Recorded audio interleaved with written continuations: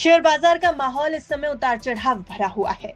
बाजार अनसर्टेन है। बाजार इस समय गिरावट का सामना कर रहा है और ऐसी सिचुएशन के बीच निवेशक बेहद डरे हुए, चिंतित और परेशान नजर आ रहे हैं।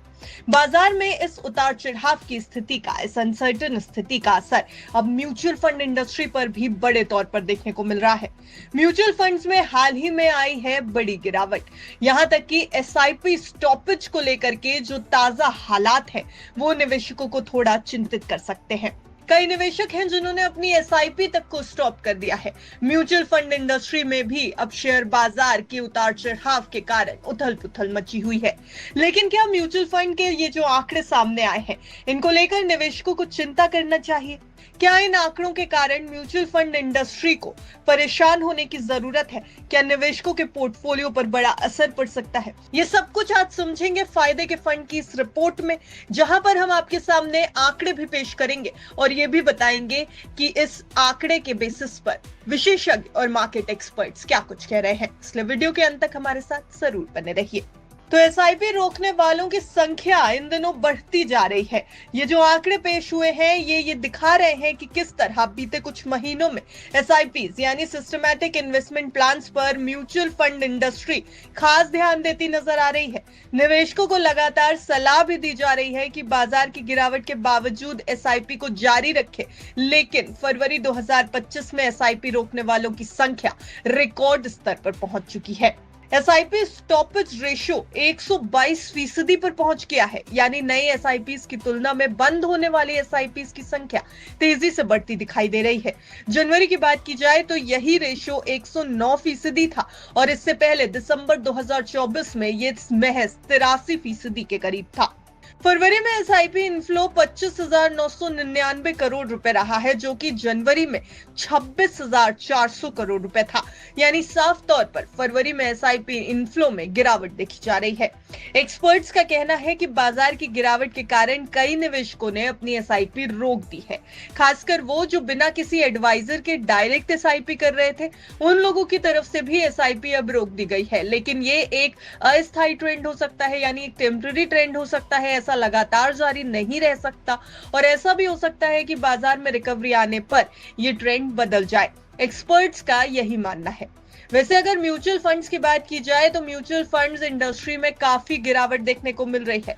फरवरी 2025 के आंकड़ों पर नजर डालेंगे तो म्यूचुअल फंड्स में कुल नेट इनफ्लो 79% गिर गया, क्योंकि इस दौरान निफ्टी 50 और बीएसई सेंसेक्स दोनों में करीब 5% के आसपास की गिरावट आई थी और इसका असर म्यूचुअल फंड्स पर भी पड़ता दिखा।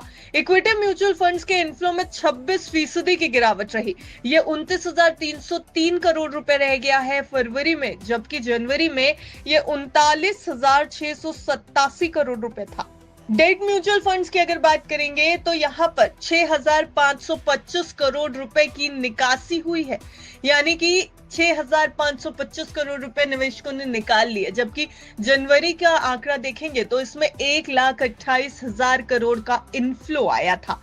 वैसे अगर इन आंकड़ों से हटकर एक बार ये देखेंगे किस तरीके के फंड्स में ज्यादा इनफ्लो आया है, कहां पर पॉजिटिव रिस्पांस मिला है म्यूचुअल फंड्स को, तो सेक्टोरल और थीमेटिक फंड्स निवेशकों की पहली पसंद बने रहे हैं।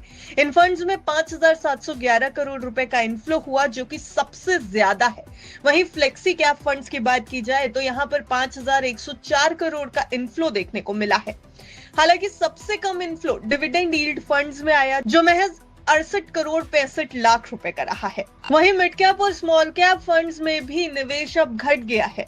बाजार की तरफ भी अगर आप नजर डालेंगे तो आपको मिड और स्मॉल कैप सेक्टर्स में काफी गिरावट देखने को मिलेगी, अनसर्टेनिटी देखने को मिलेगी और कहीं ना कहीं मिड कैप और स्मॉल कैप फंड्स में भी निवेश के घटने की खबर सामने है। आंकड़े अगर देखेंगे तो स्मॉल कैप फंड्स में इनफ्लो 35% गिर गया और 3,722 करोड़ रह गया। मिड कैप फंड्स में भी इनफ्लो 34% गिरकर 3,406 करोड़ रुपए रह गया है। हालांकि अगर फोकस फंड्स की बात करें तो यहाँ पर 64% की बढ़ोतरी होती दिखाई दी और ये 1,287 करोड़ रुपए पर पहुंच गया। ये तो रही इनफ्लो की बात, लेकिन अगर आउटफ्लो पर आएंगे तो डेट फंड्स के ऊपर नजर डालना जरूरी है, क्योंकि फरवरी में डेट म्यूचुअल फंड्स में निवेशकों ने सबसे ज्यादा पैसा निकाल लिया है। अल्ट्रा शॉर्ट ड्यूरेशन फंड से 4,281 करोड़ रुपए की निकासी की गई है। मनी मार्केट फंड्स की बात की जाए तो यहाँ पर 3,275 करोड़ का आउटफ्लो हुआ है। हालांकि अगर लिक्विड फंड्स और कॉर्पोरेट बॉन्ड फंड्स पर नजर डालेंगे तो यहाँ आया है इनफ्लो। कॉर्पोरेट बॉन्ड फंड्स में 1,064 करोड़ का और लिक्विड फंड्स में 4,976 करोड़ रुपए का इनफ्लो दर्ज किया गया है। हाइब्रिड फंड्स में भी काफी गिरावट देखने को मिल रही है। हाइब्रिड म्यूचुअल फंड्स में लगभग 22% की गिरावट आई है और इनफ्लो पहुंच गया 6,803 करोड़ पर। आर्बिट्राज फंड्स की बात करें तो यहां पर सबसे ज्यादा इनफ्लो हुआ है। हालांकि हाइब्रिड फंड्स कैटेगरी में 3,592 करोड़ का इनफ्लो यहां पर दर्ज किया गया है। कंजर्वेटिव हाइब्रिड फंड्स में भी 81 करोड़ 46 लाख की निकासी हुई है। इक्विटी सेविंग फंड्स में 78% की गिरावट दर्ज की गई और यहां पर इनफ्लो 402 करोड़ से घटकर 90 करोड़ रुपए रह गया है। कुछ ऐसा ही हाल यहां पर ईटीएफ और इंडेक्स फंड्स का भी देखने को मिल रहा है।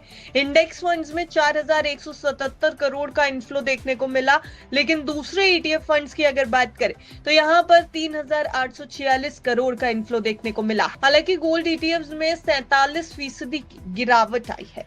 यानी कुल मिलाकर अगर देखा जाए तो म्यूचुअल फंड्स का कुल एयूएम यानी एसेट अंडर मैनेजमेंट गिर चुका है।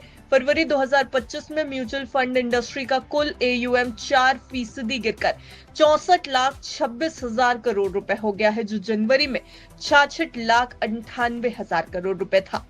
फरवरी में 29 नई म्यूचुअल फंड स्कीम्स भी लॉन्च हुई हैं, जिन्होंने कुल मिलाकर 4,029 करोड़ रुपए जुटाए हैं। 12 इंडेक्स फंड्स की बात करें तो इन्होंने कुल मिलाकर के 671 करोड़ रुपए जुटाए। वहीं 7 सेक्टोरल और थीमेटिक फंड्स ने 2,072 करोड़ रुपए जुटाए। अब अगर एक्सपर्ट्स की मानेंगे तो बाजार में गिरावट और एसआईपी स्टॉपेज पड़ने से फिलहाल घबराने की जरूरत नहीं दिखाई देती।